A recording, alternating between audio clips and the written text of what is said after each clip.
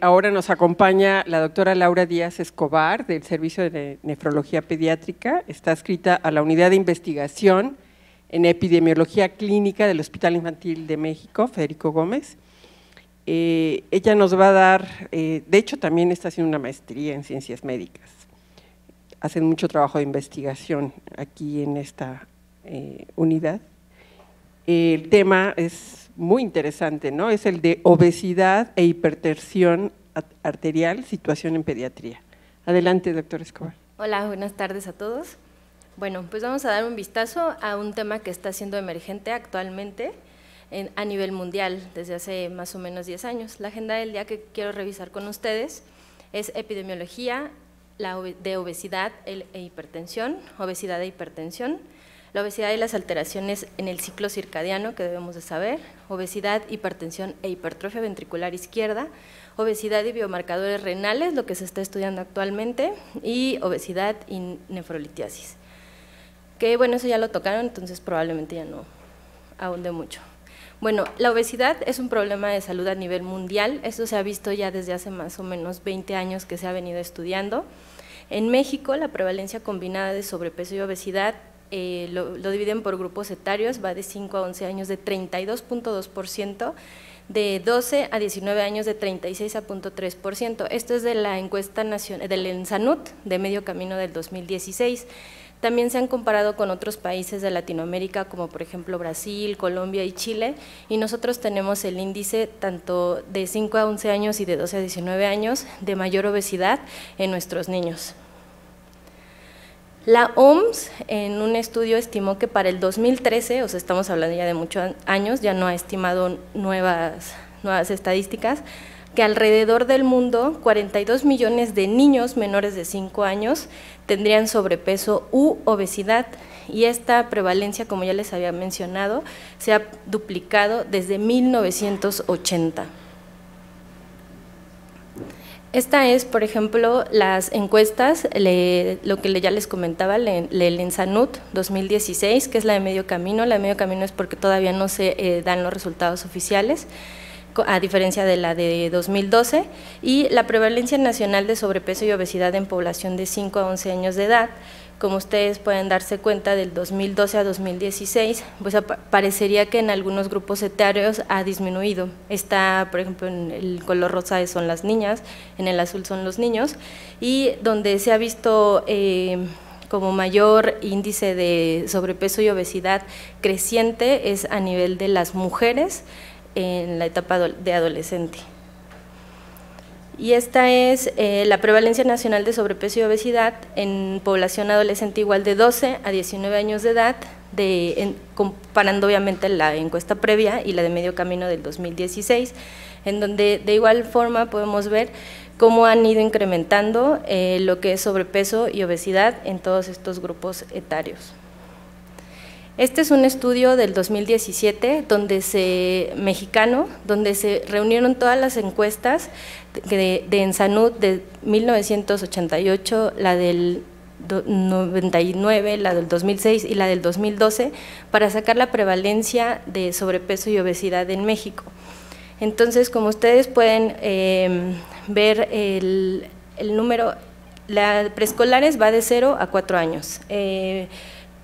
Escolares va de 5 a 11 años y de adolescentes lo tomaron de 11 hasta 19 años. Entonces, solo en el de preescolares tomaron como factor de riesgo el ser de sobrepeso, como sobrepeso y obesidad. En el resto sí se tomó en conjunto sobrepeso y obesidad para sacar la prevalencia. Y el resultado de esta encuesta fue que evidentemente tenemos un incremento importante nosotros como país en cuanto a sobrepeso y obesidad, especialmente en lo que son adolescentes y niñas. Esto se ha visto más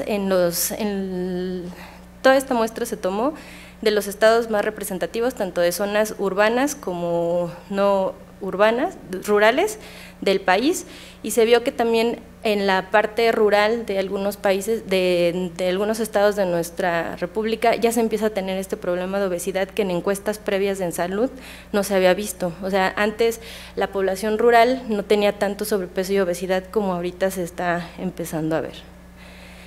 Entonces, otro estudio que hicieron el doctor Klonder y Flores Huerta, tomaron 8 escuelas de escolar, más o menos de 8 a adolescentes, para les tomaron la presión arterial de forma casual, por aerómetro, y encontraron una prevalencia en estas 8 escuelas, fueron más o menos 580 niños, de 5.4% de hipertensión. Esto fue en la población global, y encontraron obviamente una mayor prevalencia en todos aquellos niños que tenían sobrepeso y obesidad. Encontraron que tenían de 6.4 a 6.7 milímetros de mercurio de mayor incremento respecto a los de peso normal en su presión arterial. No sacaron en este artículo como tal la prevalencia de hipertensión en sobrepeso y obesidad, pero sí referente, por ejemplo, a los de Estados Unidos, que en su población normal su prevalencia de hipertensión va de 2.3 hasta 4.3. Nosotros en 8 escuelas de la Ciudad de México tenemos una prevalencia de hipertensión de 5.4%, entonces es una prevalencia elevada.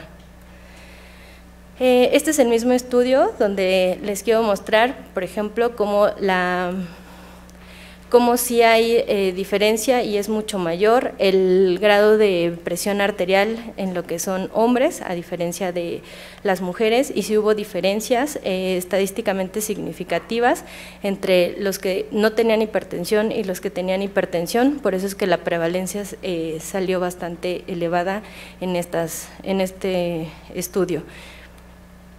Y igual es el mismo estudio donde pues se puede ver que a mayor edad, mayor prevalencia de la hipertensión y de sobrepeso, que es lo que se corrobora con lo de la encuesta de Ensanud, que las poblaciones de adolescentes, específicamente mujeres, tenemos más riesgo, tenemos más incremento en prevalencia de sobrepeso y obesidad. Y aquí ellos hicieron igual la prueba estadística para ver qué factores eran atribuibles a este incremento en la presión arterial, y obviamente fue la edad. Ellos vieron que entre más edad, eso quiere decir que adolescentes tenían más riesgo de presentar hipertensión, sobrepeso y obesidad, y lo que ahorita está también siendo muy de moda, que es el índice cintura, ¿no? El índice de cintura mayor de la percentil 90 ya también es un riesgo para hipertensión. ¿Qué comorbilidades tiene la obesidad y la hipertensión? Bueno, pues como todos ustedes saben, pues es síndrome metabólico, cardiovasculares y renales. Dentro del síndrome metabólico, a diferencia de los adultos como tal en pediatría, no se tienen específicamente determinados los puntos de corte, y hay 5 autores por lo menos diferentes que toman los endocrinólogos para tomar en cuenta si tiene o no tiene el niño síndrome metabólico. Sin embargo, no hay un consenso específico en pediatría para el cual seguir. Solo es importante que cuando nosotros, sobre todo los endocrinólogos, cuando determinan síndrome metabólico, digan en base a qué puntos específicos y puntos de corte lo tomaron. Porque, por ejemplo, hay algunos autores que para hipertensión, ellos a partir de la percentila de peso, talla y edad 90 ya lo están tomando como un punto positivo para tener síndrome metabólico, y otros sí se esperan a la percentil 95, que estrictamente hablando de hipertensión arterial en niños, pues es, como todos nosotros sabemos, es arriba de la percentil 95 para sexo, edad y talla. Entonces, los componentes de síndrome metabólico a grandes rasgos, que casi todos los autores lo mencionan, pues es una obesidad abdominal, una hipertrigliceridemia, el colesterol HDL bajo, la hipertensión y la hiperglicemia. Como les decía, tomando sus bemoles, lo que es la hipertensión, porque algunos lo toman a partir de la percentil 90 y otros a partir de la percentil 95. Dentro de las cardiovasculares, pues evidentemente está la hipertensión, alteraciones en el ciclo circadiano, que ahorita vamos a ahondar más en esto, hipertrofia ventricular izquierda y la aterosclerosis. Los niños también se han hecho estudios, y desde los 9 años un niño puede tener aterosclerosis. En cuanto a las renales, pues primero empiezan con hiperfiltración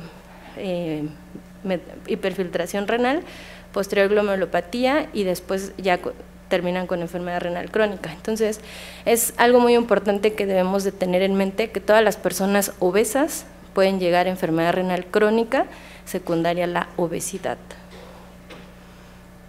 Entonces, desglosando primero las alteraciones cardiovasculares, pues bueno, la hipertensión, como ya es sabida, la obesidad extrema conlleva un riesgo 10 veces, extrema quiere decir, hay diferentes puntos de corte en muchos artículos, generalmente extrema se lleva a un índice de masa corporal mayor de la percentil 99 y hay algunos que lo toman con 2 índices Z por arriba del valor normal.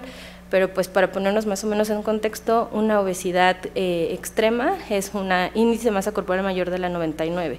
Conlleva un riesgo 10 veces mayor de presentar hipertensión respecto a un riesgo de 4 veces con aquellos de obesidad moderada. La moderada pues va de la percentil 95 a menos de la 99 y los de sobrepeso, que son los de la percentil 85 a la 95, pues tienen un doble de riesgo. Entonces, desde aquí nosotros debemos empezar a identificar a nuestros pacientes por índice de masa corporal, en qué percentil están para nosotros saber qué riesgo tienen de presentar hipertensión. Asimismo, las guías, tanto las europeas, las nuevas del año pasado, de hace 2 años, del 2017, sí refieren que todos los pacientes con obesidad deben de tener la toma de presión arterial en cada consulta, siempre. Y los niños con obesidad que desarrollan hipertensión, también se han hecho diversos estudios, permanecen así hasta su edad adulta. Esto tiene implicaciones porque hay veces que los niños no se detectan hipertensos desde que son niños, siguen progresando y empiezan a tener problemas cardiovasculares en la etapa adulta. Entonces tenemos pacientes de 25, 30 años que probablemente se estén infartando o tengan muchas complicaciones y todo esto empezó desde la etapa pediátrica. Entonces, como ya les comentaba, desde el 2017 se publicó por la Academia Americana de Pediatría las nuevas guías de hipertensión arterial en niños. ¿Por qué se cambiaron o por qué se modificaron? Porque las previas estaban hechas y estaban tomadas con niños que tenían sobrepeso y obesidad. Entonces, al percatarse de esto, lo que hicieron fue excluir de la muestra de estudio a todos los niños con sobrepeso y obesidad y quedarse solamente con los niños de peso normal para tomar los nuevos puntos de corte de percentilas de la presión arterial. Entonces, esto trajo como consecuencia que disminuyeran los puntos de corte de presión arterial más o menos 3 milímetros de mercurio. Probablemente dirán, no es mucho, pero sí, este estudio que se publicó en el 2018 lo que hizo fue qué implicaciones tuvo esta disminución de puntos de corte en las guías del 2017, además de que las guías del 2017 lo que hicieron en adolescentes a partir de los 13 años fue que se homogeneizaran con los de adultos en cuanto a presión arterial. Antes se tenían percentilas desde los 13 hasta los 17 años, 11 meses, que serían los 18, para sistólica y diastólica. Después de la del 2017 ya son 130-80, 130-90, 140-90, ¿no? Para que se fuera más fácil identificar a todos estos pacientes comparándose con la de adultos.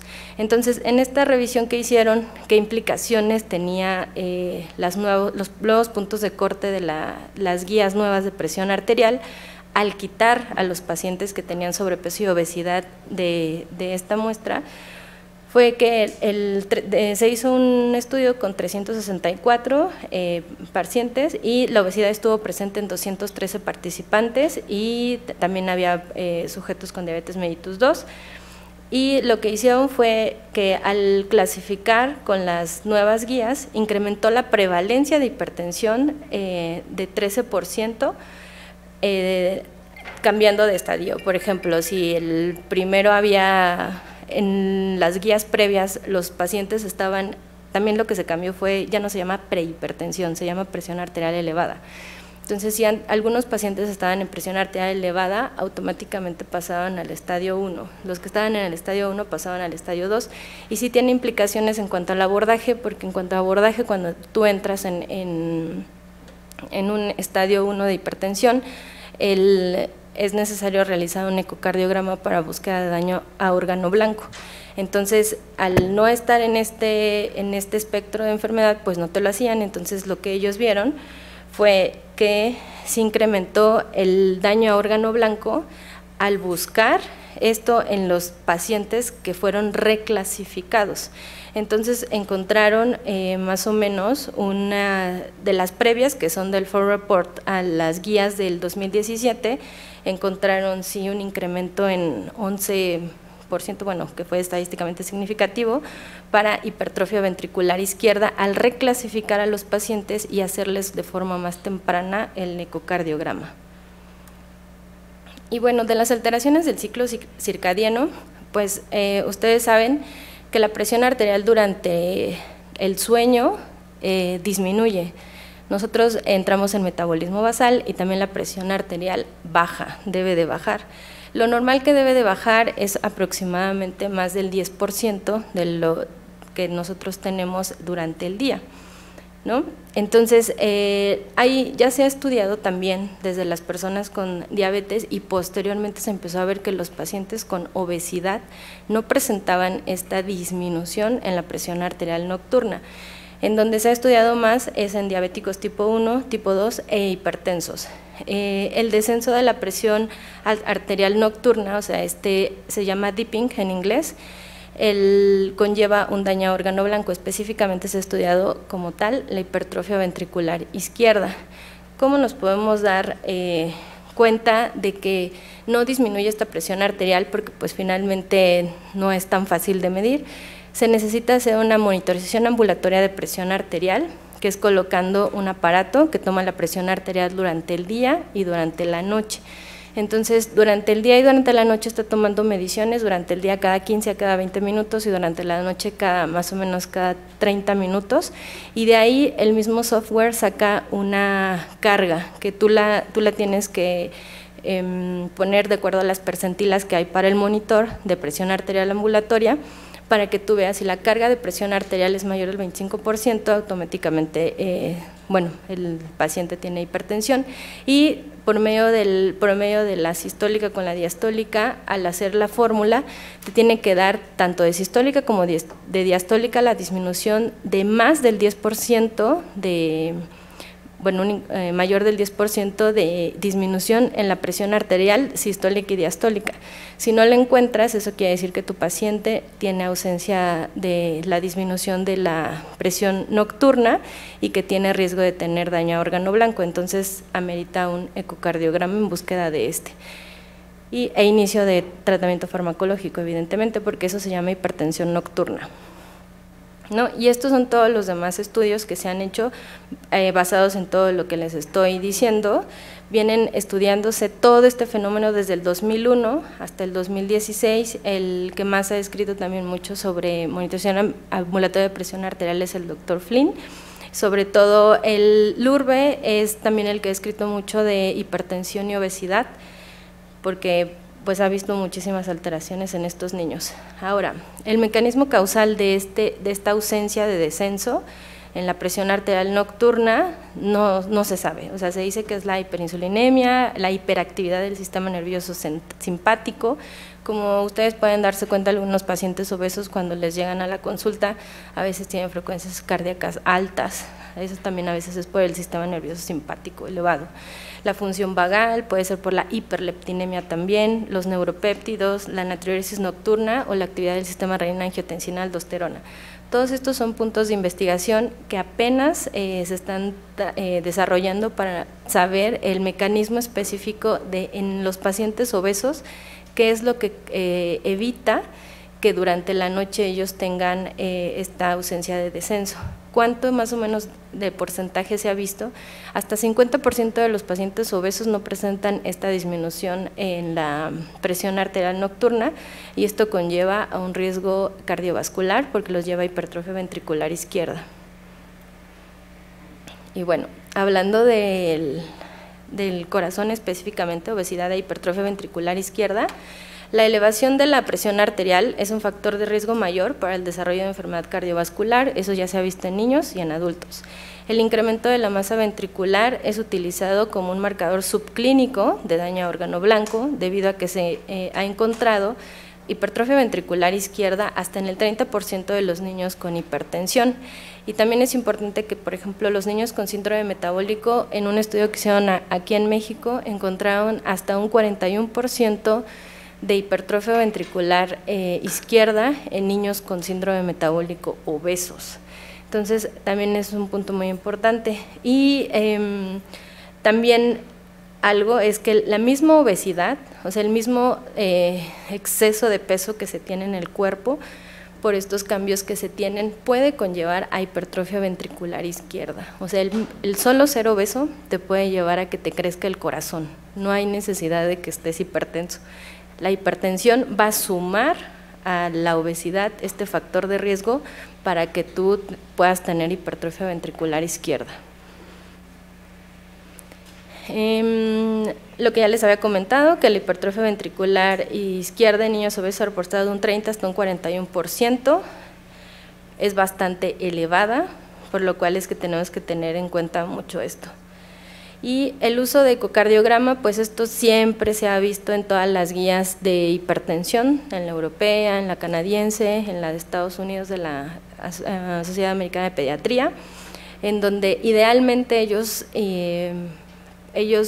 dicen que deberían de tener todos los pacientes una vez que se detecta la hipertensión, el ecocardiograma basal, para que de ahí se puedan seguir dependiendo cada 6 o cada año el seguimiento para ver cómo va la hipertrofia ventricular izquierda, si la tiene, si no, no. Pero sí es importante que todos los pacientes cuenten con un ecocardiograma en búsqueda de daño a órgano blanco. Y bueno, lo de la aterosclerosis, que era lo que ya les había dicho, los niños tienen aterosclerosis y más cuando tienen el colesterol de mala calidad elevado y el bueno de bajo. Entonces se han hecho estudios, aquí no se los puse, pero hay un estudio donde tienen niños desde 9 años de edad ya con aterosclerosis. Entonces son todos esos pacientes que a los 25, 28 años sin cuestión alguna se están infartando. Entonces, la obesidad y alteraciones renales, esto es un poco más rápido porque obesidad y alteración renal es todo un tema. Hay muchísimos artículos en donde pues ya se ha visto cómo es que daña la obesidad al riñón. Evidentemente, la principal causa o la principal lesión causante de la obesidad es una glomerulosclerosis focal y segmentaria.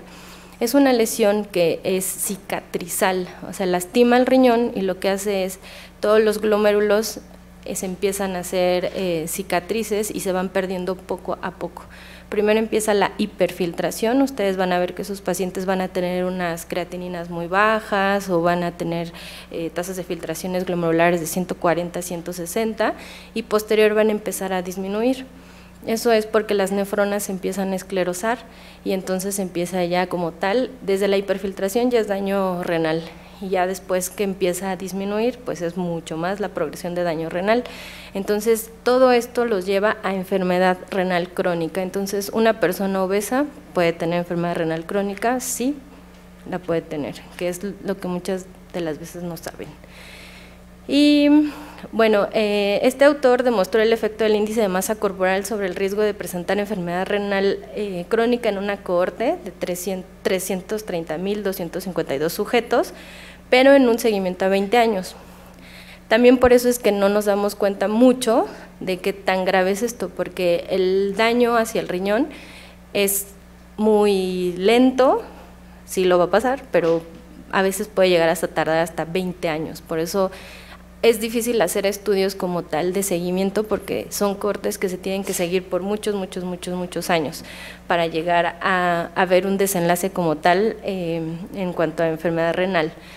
Y CERNUS observaron también un incremento de albuminuria y beta-2 microglobulina en sujetos con obesidad comparados con sujetos sanos, lo que apoya la existencia de un daño glomerular y tubular en estos pacientes, por lo que ya les había comentado.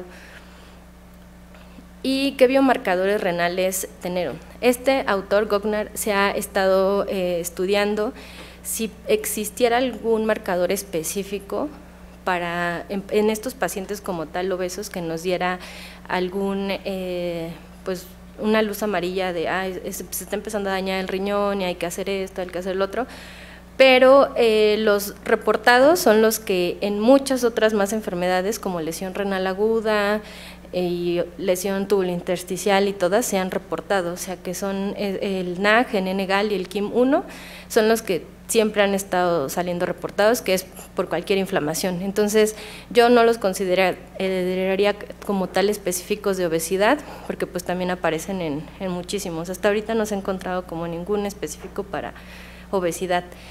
Y el KIM-1 y el NAC aparecen en el túbulo proximal y en el túbulo distal está el N-gal. Y bueno, esto también es muy importante que nos quede claro, nosotros tenemos una programación renal y cardiovascular. Desde el periodo neonatal, por eso es importante la historia clínica.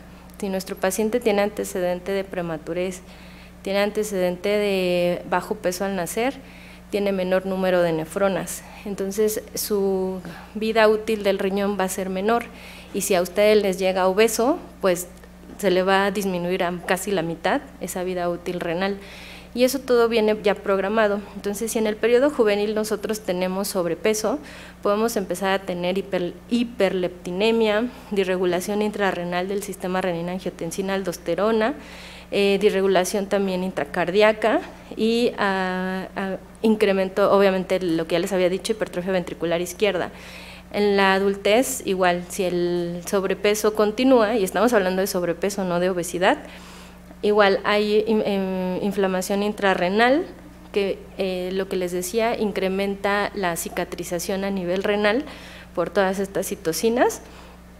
Hay aumento intrarrenal de macrófagos, apoptosis intrarrenal por la hiperfiltración, después empiezan a morir las nefronas, glomerulosclerosis y obviamente empieza ya lo que es el daño renal y pues ya para la etapa adulta pues ya esperamos que tengan un daño renal ya irreversible a nivel crónico, ¿no? Entonces, todo esto es porque no sea… La obesidad, que es como lo que yo siempre les he dicho, es un factor de riesgo modificable. Todo esto se lo pueden evitar los pacientes. Si los pacientes bajan de peso, les baja la presión arterial.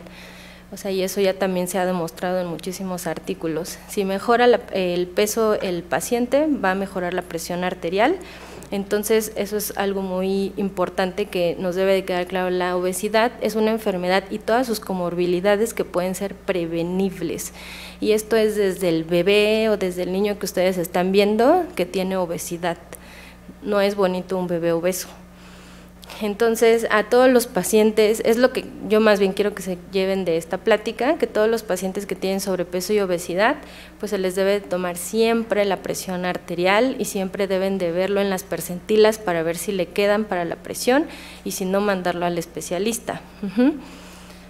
Considerar en caso de confirmar presión arterial elevada o hipertensión, realizar un ecocardiograma inicial en búsqueda de hipertrofia ventricular izquierda, por lo que ya les había dicho, y es necesario que siempre cuenten con un seguimiento de función renal. Por eso les digo que al principio los pacientes tienen una función renal adecuada, podrán decir, ay, no, está súper bien, la creatinina está perfecta y así, pero pues no está tan bien porque ya empezó con hiperfiltración y va a llevar a todo a desencadenar enfermedad renal crónica.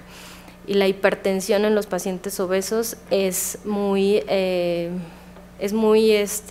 frecuente, no es tan infrecuente, y sobre todo la hipertensión enmascarada. La hipertensión enmascarada es aquella que cuando nosotros se las tomamos en el consultorio no aparece, o sea, están normotensos, pero durante la tarde o la noche pueden estar hipertensos, por lo que ya les había dicho, por todas estas alteraciones en el ciclo circadiano. Entonces, sí se recomienda en las guías que se les realice para confirmar o para no valorar que nuestro paciente obeso no tenga esta hipertensión enmascarada, realizan una monitorización ambulatoria de presión arterial para descartar esta patología, porque esto los lleva a daño a órgano blanco.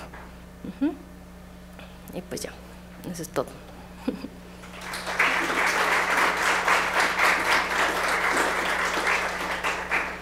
¿Preguntas?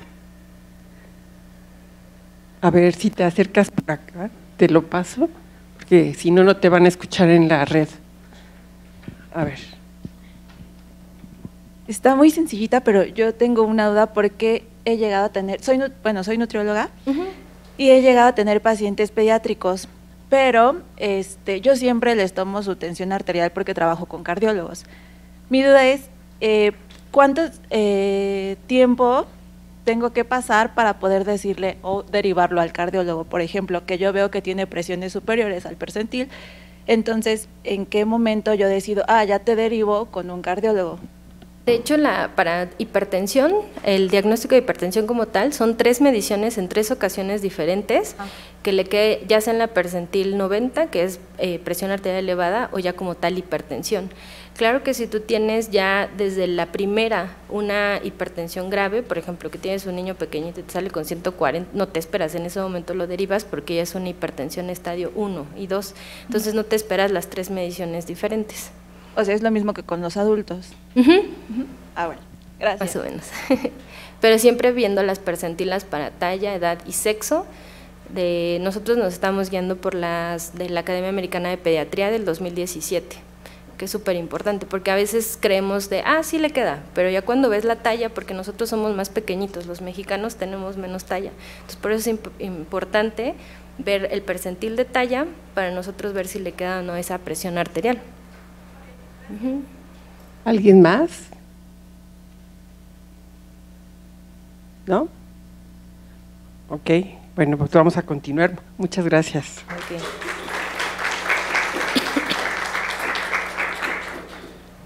Okay. Ok.